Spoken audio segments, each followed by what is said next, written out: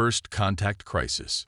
Supreme Commander Velax stood motionless before the grand observation window of the Senlari Defense Station, her crystalline form refracting the starlight as she studied the unknown vessel that had appeared at the edge of their territory. The ship was unlike anything in their database. Angular, battle-scarred, and massive. Most disturbing were the energy readings emanating from its core, which defied their most advanced scanning systems. "Report," she commanded, her voice resonating with the natural harmonic frequencies that characterized her species' speech. "Supreme Commander," her chief sensor officer, Tylan, responded. "The vessel is approximately 3 kilometers in length. Its hull composition is unusual. We're detecting materials we've never encountered before. But what's most concerning are the weapon signatures. They appear to be powered by something similar to contained quantum singularities." Velax's crystalline structure pulsed with a deep blue light, a sign of concern among her kind. The Senlari had been the undisputed masters of this sector for millennia, their crystalline technology far surpassing anything their neighbors had developed. But this ship, this was something else entirely. "Life signs?" she inquired. "Thousands, Supreme Commander. But they're different. Carbon-based, warm-blooded, and their neural patterns are chaotic, unlike anything we've ever encountered." Before Velax could respond, the ship's energy signature suddenly fluctuated wildly. Massive sections of its hull were venting atmosphere, and what appeared to be internal fires could be seen through breaches in its armor. "They're damaged," Velax observed. "Severely." The ship's trajectory wasn't random. It had deliberately chosen this location, dropping out of faster-than-light travel precisely at the edge of Senlari space. But why? "Supreme Commander," Tylan's voice carried an urgent tone. "We're detecting multiple quantum signatures approaching from the direction the vessel came from. 7. No, 12 signatures, much larger than the first ship." Velax made a decision. Protocol demanded they treat any unauthorized incursion as hostile, but something about this situation felt different. The damaged ship's arrival, its obvious signs of battle, and now these pursuing signatures. "Open a communication channel," she ordered. "All frequencies, all known encoding patterns." For several tense moments, there was no response.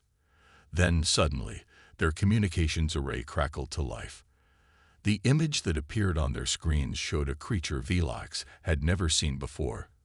Bipedal, with pink-hued skin and facial features that seemed impossibly soft compared to her crystalline form. "This is Captain Sarah Chen of the human spaceship Resilient." The creature spoke, its voice trained but controlled. "We apologize for our unauthorized entry into your space. We are carrying over 2,000 civilians, including children, evacuated from our colony world of New Haven. We are being pursued by an enemy we call the Harvesters. They destroyed our colony without warning or provocation. The transmission crackled with interference. "We request emergency asylum." Velax's form pulsed with multiple colors as she processed this information. In all her centuries of service, nothing had prepared her for this moment. The pursuing signatures were growing stronger, and the damage to the human vessel was critical. "Captain Chen," Velax responded, making her decision.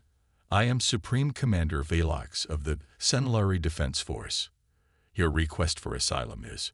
She paused as her tactical display suddenly lit up with warnings. The pursuing signatures had arrived. What emerged from faster-than-light travel wasn't ships in any conventional sense. They were geometric nightmares of black metal and pulsing red energy, each one larger than the human vessel. Their very presence seemed to distort the fabric of space around them. "By the first crystal," Tylan whispered. "What are they?" The human captain's voice came through again, now tinged with desperation. "Those are the Harvesters. They don't negotiate. They don't accept surrender. They harvest advanced civilizations for their technology and resources, leaving nothing behind. We managed to hold them off long enough to evacuate who we could, but..." Velax watched as the geometric horrors began to move into attack formation. In that moment, She realized this was no longer just about one damaged ship seeking refuge. This was first contact with not one, but two new species, one fleeing in desperation, the other pursuing with implacable malice. The decision she made next would change the course of Senlari history forever. Captain Chen. Velox's voice carried the full authority of her position. Your request for asylum is granted. All Senlari defense units move to protect the human vessel. Combat Protocol Omega-7 is now in effect. As her fleet moved to engage the harvesters, Velox couldn't help but wonder if she had just saved her people or doomed them. Either way, the age of Senlari isolation was over, and a new chapter in galactic history was about to begin. The pursuit. Captain Sarah Chen felt the deck vibrate beneath her feet as the HSS Resilience damaged engines struggled to maintain position behind the Senlari defense line. Through the bridge's main viewport, she watched in awe as the crystalline ships of their unexpected allies moved with impossible grace, their formations shifting like a living kaleidoscope. Engineering, status report, she called out, pressing a hand against her cracked ribs. Chief Engineer Marcus Rodriguez's voice came through scratchy and distorted. It's bad, Captain. The quantum core is barely holding together. We've got maybe 2 more jumps before it goes critical. And those jumps won't be pretty. Chen glanced at the tactical display showing the approaching harvester vessels. The geometric monstrosities were closing in, their black hulls seeming to devour the very starlight around them. She had seen what those ships could do to a planet. New Haven's destruction played on endless repeat in her mind. The systematic dismantling of an entire world, millions of lives reduced to resources for the harvesters' insatiable hunger. Supreme Commander Velox is hailing us, Lieutenant Park announced from communications. The alien commander's crystalline form shimmered on the main screen. Despite their radical differences in biology, Chen could sense the tension in Velox's shifting colors. Captain Chen, our analysis of these harvesters is troubling. Their technology exceeds even our most advanced systems. We need to know everything you can tell us about their capabilities. Sending tactical data now, Chen responded, nodding to her tactical officer. But I should warn you, conventional weapons barely scratch them. We only managed to damage one at New Haven by overloading 3 antimatter reactors at point-blank range. Cost us half the defense fleet to pull it off. The image of Velox pulsed with deep violet, an expression Chen couldn't interpret. Then how did your single vessel escape? Chen's expression darkened. We didn't escape. We were allowed to run. The harvesters, they don't just destroy. They study. They learn. They want to understand how their prey fights, adapts, thinks. They let some survivors flee so they can analyze different species' response to extinction-level threats. The bridge fell silent as the implications sank in. They weren't just refugees. They were part of the harvester's experiment. And now they had drawn the Senlari into it as well. Suddenly, the tactical display erupted with warnings. The harvester ships were accelerating, their formation shifting into something new, something they hadn't seen before.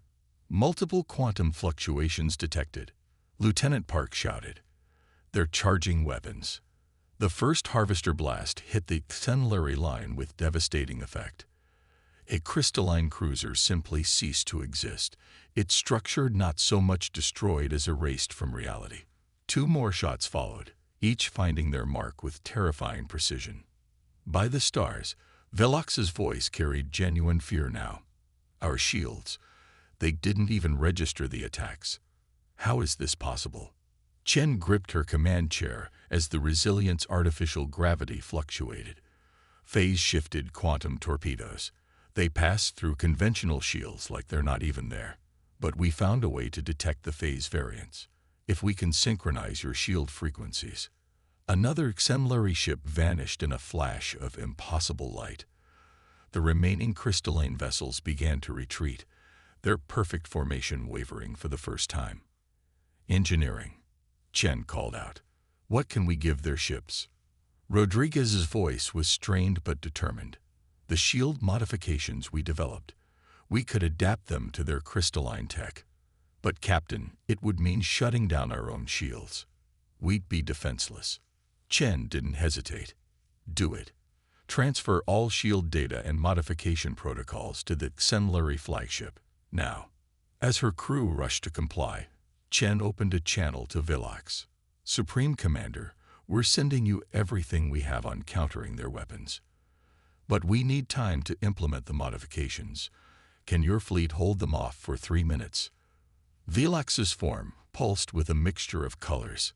3 minutes against weapons that negate our strongest defenses. That's not a tactical scenario, Captain.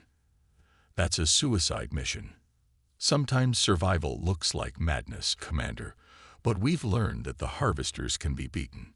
They're powerful, but they're not invincible. They rely on overwhelming technological superiority.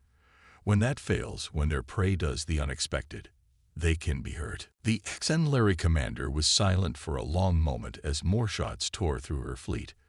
Finally, her form settled into a steady, brilliant blue. 3 minutes, Captain. We'll give you 3 minutes. Xenlari Defense Force, attack pattern Delta 9. All ships, prepare for close quarters engagement. Chen watched in amazement as the crystalline ships suddenly accelerated toward the Harvester fleet, their formation shifting into aggressive attack patterns. They were going to fight blade to blade with an enemy that could erase them from existence. Rodriguez, she called out, let's make those 3 minutes count. The Xenlari just proved they're willing to die for us. Let's prove we can help them live instead. As her crew raced against time to adapt their defensive technologies to alien systems, Chen couldn't help but marvel at the sight before her. 2 species that hadn't known of each other's existence an hour ago, now fighting side by side against a common enemy. If they survived the next 3 minutes, the galaxy would never be the same. Unlikely alliance. The next 3 minutes became an eternity of chaos and desperate innovation. Inside the HSS Resilience Engineering Bay, Chief Engineer Rodriguez worked alongside a hastily assembled team of Xenlari technicians, their crystalline forms casting prismatic light across the human machinery. The quantum harmonics need to sync perfectly, Rodriguez explained, his hands flying over the control interface. Their weapons operate on a phase variance that lets them ignore conventional matter, like a ghost walking through walls. But if we can match that variance, the Xenlari engineer, whose name translated roughly as Song of Breaking Light, pulsed with understanding. Then we make our shields exist in the same phase state as their weapons. The unstoppable force meets an immovable object. Outside, the battle rage. The Xenlari fleet executed maneuvers that should have been impossible for ships their size, their crystalline vessels reflecting weapon fire between them in complex patterns that confused the Harvester's targeting systems. But for every clever tactic, another Xenlari ship was lost to the void. On the Resilience Bridge, Captain Chen watched the tactical display with growing anxiety. 2 minutes left, she muttered. Status on the shield modifications. We're at 60% synchronization, Rodriguez reported. But, Captain, we've discovered something. The Xenlari crystals. They're natural quantum processors, far more efficient than our artificial ones. If we combine their crystalline technology with our phase variance calculations, a massive explosion rocked the ship. Through the viewport, Chen watched a Xenlari cruiser sacrifice itself to absorb a Harvester blast meant for the Resilient. The crystalline ship shattered into a million glittering shards, its crew's final act saving hundreds of human lives. Supreme Commander, Chen called out, we need to link our ship's systems directly.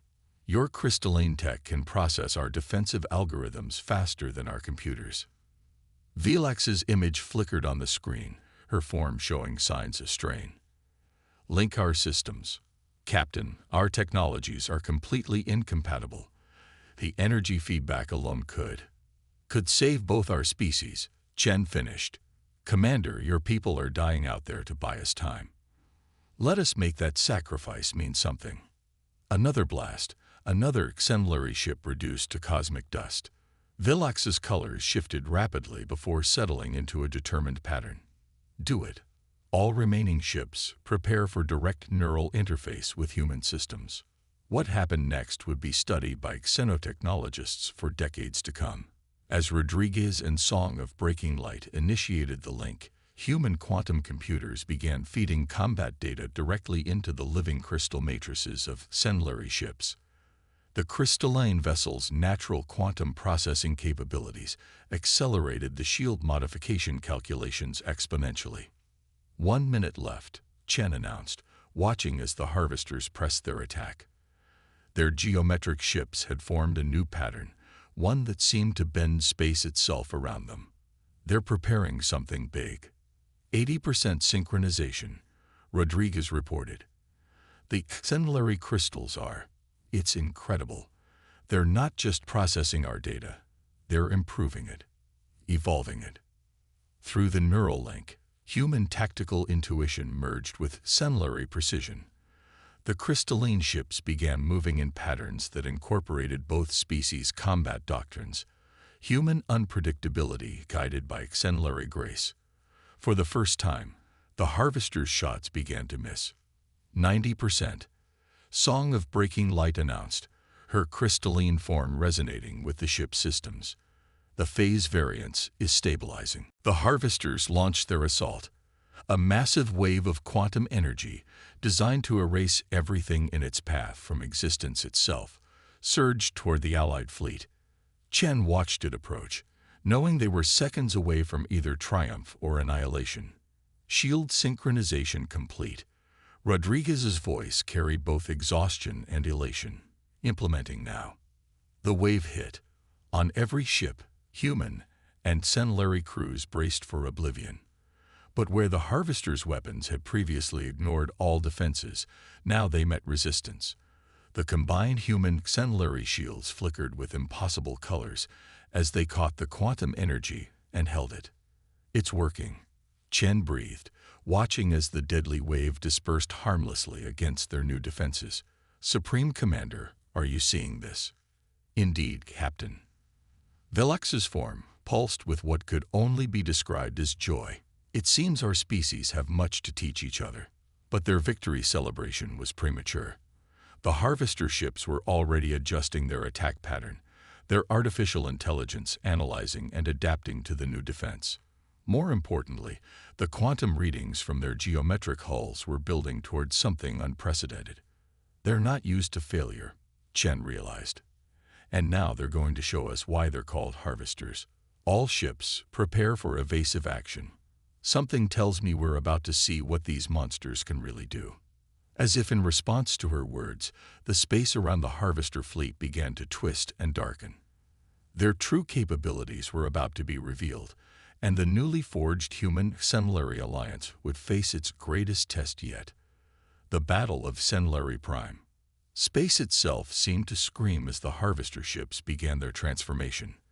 Their geometric forms twisted in ways that violated natural law. Black metal flowing like liquid as each vessel merged into a vast, impossible shape that blotted out the stars. What emerged was a construct that defied comprehension. A living darkness that reached out with tendrils of pure void. By all that shines, Vilax's voice carried pure awe. They're not just ships. They're pieces of a greater whole. Captain Chen watched as her tactical display tried and failed to make sense of what they were seeing. The merged harvester construct was larger than a small moon, its surface rippling with patterns that hurt the eyes to look at. More disturbing were the energy readings. They were off every known scale. Supreme Commander, Chen called out, I've seen this before.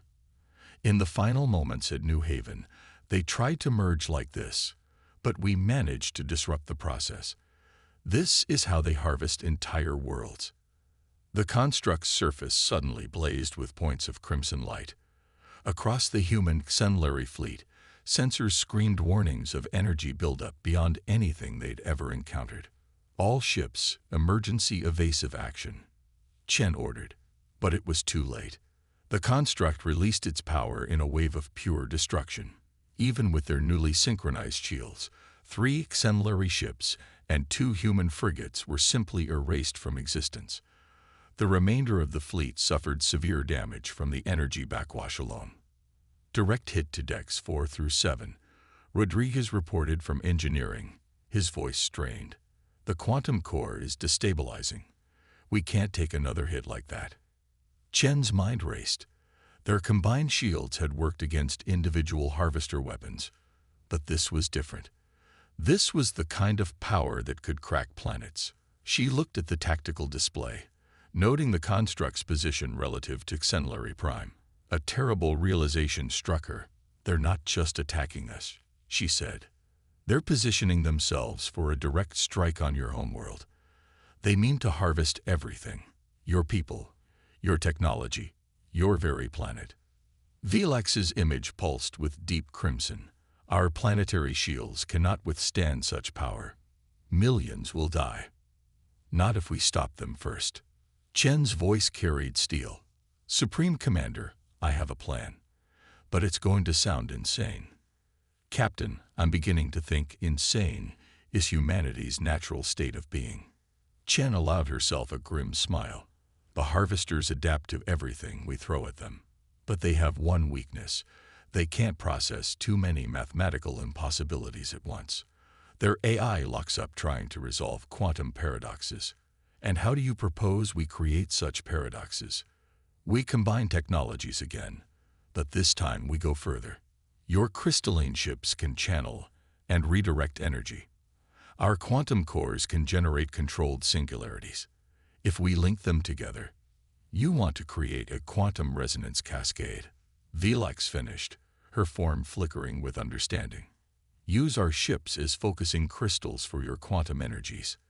The feedback loop would create thousands of micro-paradoxes. Exactly.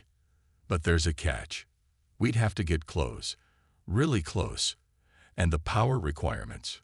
Chen hesitated. We'd be sacrificing most of our fleet. The tactical display flashed again as the construct began charging for another attack. They had minutes at most before it unleashed its power on Xenlari Prime. Velax's form settled into a steady, brilliant white. How many ships do you need? All of them. And the resilient will have to be at the center. Our quantum core is the only one powerful enough to initiate the cascade. Then you should know, Captain, that my people have a saying. The brightest crystals are formed under the greatest pressure. If we are to die today, let us die creating something the harvesters have never seen before.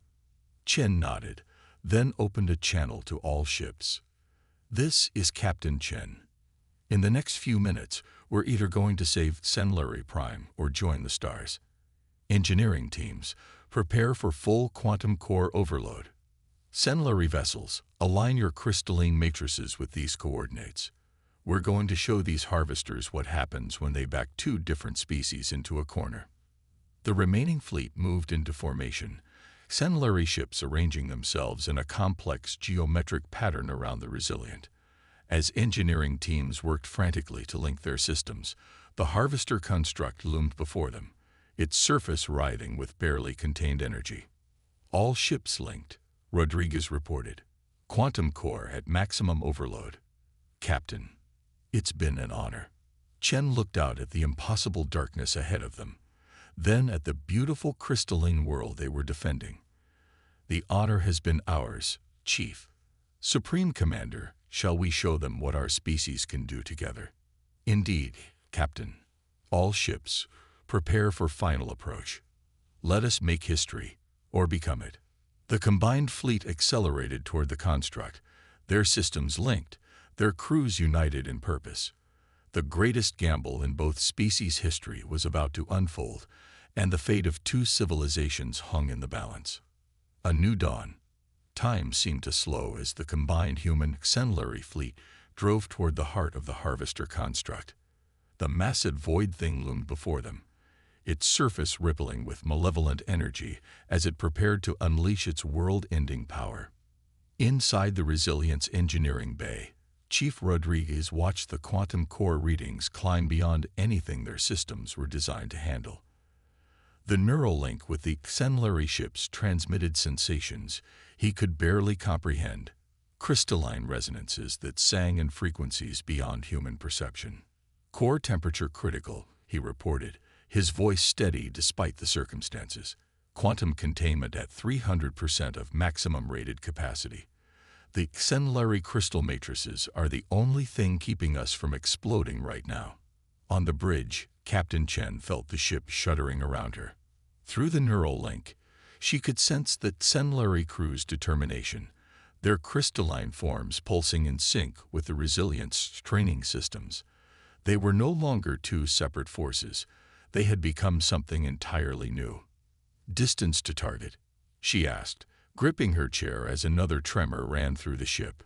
5,000 kilometers, her tactical officer reported. The construct is charging its main weapon. Energy readings they're beyond our ability to measure. "Supreme Commander," Chen called out, "are your ship's crystals aligned?" Velex's image flickered with strain. "All ships in position. My people are ready, Captain. Whatever happens next, know that you have shown us something we thought impossible. That evolution takes many forms, and strength comes in many shapes." The Harvester construct's surface suddenly blazed with crimson light. It was ready to fire, to reduce Xenlari Prime to harvestable components. They would have one chance, and one chance only. "Now," Chen ordered, "all ships, initiate quantum cascade." What happened next defied conventional physics. The Resilience quantum core released its contained singularity into the carefully arranged network of Xenlari crystals. The crystalline ships channeled and amplified the energy, their natural quantum properties creating a web of impossible mathematics. Space itself seemed to hiccup. Where the Harvester construct had been a singular, overwhelming presence, now it faced thousands of quantum paradoxes. Every crystalline ship became a lens, focusing the Resilience power into pinpoint anomalies that violated the very laws of reality. The construct's surface rippled in confusion. Its artificial intelligence, faced with calculations it could not resolve, began to falter. Cracks of pure light appeared across its midnight surface as its own tremendous energy was turned back upon itself. "It's working," Rodriguez shouted over the increasingly strained neural link. "Their systems are trying to adapt, but the paradoxes are multiplying faster than they can process." Chen watched as the massive construct began to break apart, its perfectly geometric components unable to maintain cohesion in the face of localized reality failures. But their victory was not without cost. One by one, the Xenlari ships were burning out, their crystalline structures shattering under the strain of channeling such power.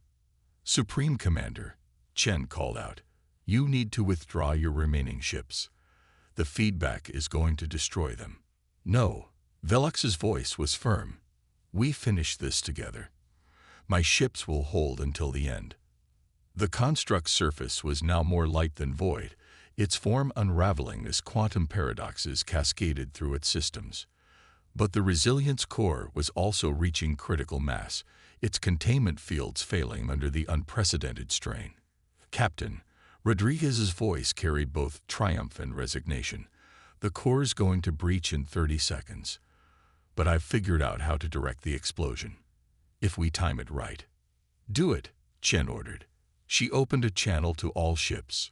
"All crews, prepare for emergency temporal shift. Engineering, on my mark, release containment. Let's make sure these harvesters remember why you don't threaten our worlds." In the final seconds, as the quantum cascade reached its peak, the combined fleet executed one last synchronized maneuver. The Resilience failing core was turned into a weapon, its explosive power focused through the remaining Xenlari ships like light through a prism. The resulting detonation was visible from 3 sectors away.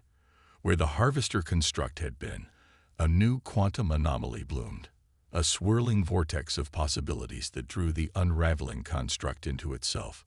The Harvester's perfect geometry was pulled apart, their advanced AI unable to cope with a reality that refused to follow their calculations. When the light faded, the construct was gone. In its place hung a slowly dissipating quantum storm, harmless but beautiful, a testament to what two species could achieve together. The cost had been enormous. Half the Xenlari fleet was lost, their crystalline ships scattered across space like frozen stars. The Resilient was barely intact, its systems burnt out, its quantum core nothing but memory. But they had won. More importantly, they had won together. 3 days later, Captain Chen stood in the Grand Assembly Hall of Xenlari Prime, her dress uniform slightly loose on her still-healing frame. Before her, the Xenlari High Council glittered like a galaxy of living gems. "The harvesters will return," she told them, her voice carrying across the crystalline chamber. "They always do. But next time, they'll find something they've never encountered before. 2 species working as one, combining the best of both our civilizations." Velox, her crystalline form now bearing the honor marks of the battle, pulsed in agreement. "Indeed. Which is why the Council has approved an unprecedented proposal. We offer humanity not just alliance, but partnership. Our worlds will remain separate, but our knowledge, our strength, our future, these we will share." Chen smiled, thinking of the possibilities ahead. The harvesters had sought to harvest advanced civilizations, to strip them of their unique qualities. Instead, they had forced 2 very different species to discover just how complementary their differences could be. "Partnership," she agreed, extending her hand toward Velox's crystalline form. Where their different biologies met, a shimmer of light danced between them, a promise of things to come. Above them, through the chamber's transparent dome, the stars shone bright and clear. Somewhere out there, the harvesters were processing their defeat, adapting, planning, but they would find a very different galaxy when they returned. The age of isolation was over. A new dawn had begun, not just for humanity or the Xenlari, but for all species who dared to reach across the void and grasp each other's hands.